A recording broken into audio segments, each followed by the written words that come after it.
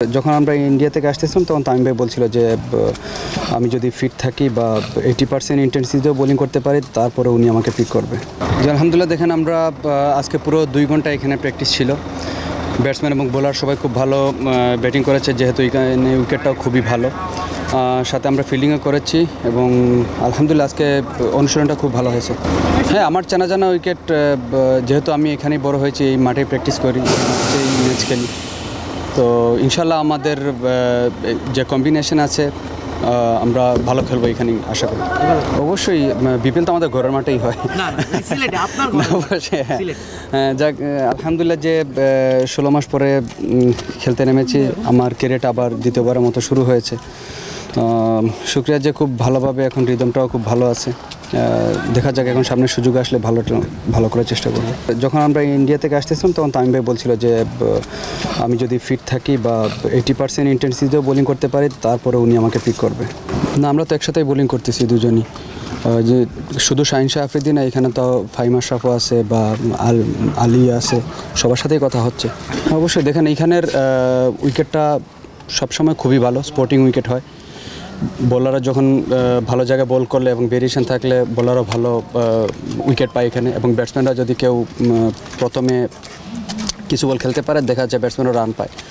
এই জায়গাটার উইকেটটা এমনই যে আপনি ভালো জায়গায় বল করলে আপনি উইকেট পাবেন, এবং ব্যাটসম্যানরা যদি টিকে যেতে পারে তারাও রান পাবে। মানে এমন একটা স্পোর্টিং উইকেট, বোলার এবং ব্যাটার দুই ইয়েরই একটু ফেভার থাকে এখানে। যে এটা খুবই ভালো দিক যে আমরা প্রথম 4 ইনিংসে আমরা দেখছি প্রায় 200-200-র কাছাকাছি রান হয়েছে। এরকম জেনারেলি কিন্তু আপনি দেখে থাকবেন মিরপুরে এরকম কখনোই হয় না। অনেক সময় দেখা যাচ্ছে 130-35 বা 40-45 রান হয়ে গেল, এটা মানে চেস করাটা ডিফিকাল্ট। তো এখন দেখা যাচ্ছে 200-র কাছাকাছি রানও চেস হচ্ছে। তো এটা খুবই ভালো যে আমাদের মিরপুরে উইকেটটা খুব ভালো হচ্ছে এখন।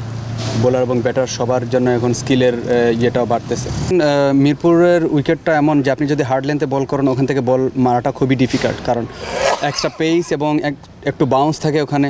খুবই টিপিক্যাল উইকেট যে ওখান থেকে আপনি একই জায়গা থেকে আপনি স্লোয়ার বল করতে পারবেন, খুবই ডিফিকাল্ট ওখান থেকে মারাটা। তো মিরপুরে জেনারেলি এরকম উইকেট, আগে যে উইকেট ছিল একটু স্লো এবং লো থাকতো, এখন দেখেন উইকেটে প্রচুর পেস আছে। নাহিদ রানা প্রায় 140-45-এ বোলিং করতেছে, তাসকিনও সেম। সো এরকম উইকেটে আপনি যখন হার্ড লেন্থে বল করবেন তখন খুবই ডিফিকাল্ট ওখান থেকে বলটাকে হিট করে 6 মারা।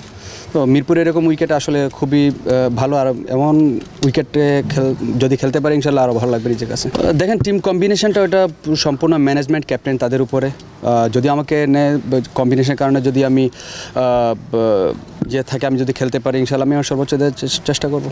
হ্যাঁ, দেখেন এরকম আমি সবসময় ফাস্ট বোলারদের উইকেটটাকে আমি খুবই এনজয় করি।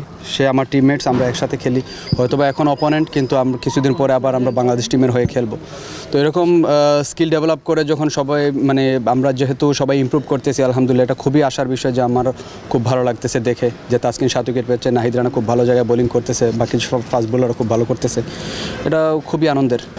দেখেন এখন কমেন্ট করাটা খুবই হবে, কারণ ও একেবারে নতুন, মাত্র খেলা শুরু করেছে, এরকম বড় একটা ইয়েতে প্রথম খেলতেছে। এটাই আর কি, যে যখনই সুযোগ পাই ওরা একটু করার চেষ্টা করি, মোটিভেট করার, যেহেতু অনেক বড় একটা ইভেন্টে খেলতেছে প্রথম। তো ইনশাল্লাহ আস্তে আস্তে ঠিক হয়ে যাবে।